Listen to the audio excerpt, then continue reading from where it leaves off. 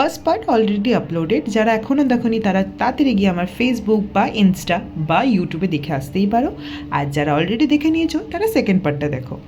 তো আমি আর ইয়াসমিন বেরিয়ে পড়েছিলাম ঠাকুর দেখতে, কারণ সকালবেলা বেরোনো হয়নি অনেক কাজের কারণে, সন্ধেবেলা বেরিয়ে পড়েছিলাম। আর বেশ ঠান্ডা ছিল, প্রচণ্ডই ঠান্ডা ছিল, কারণ দুদিন ঠান্ডা একটু দুর্গাপুরে কম ছিল, কিন্তু সরস্বতী পুজোর দিন প্রচুর ঠান্ডা ছিল।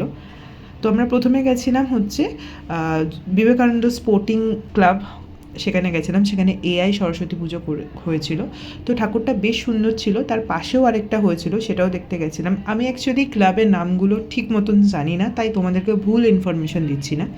তারপর ওখান থেকে বেরিয়ে ডেভিডে খেলাম ফুচকা।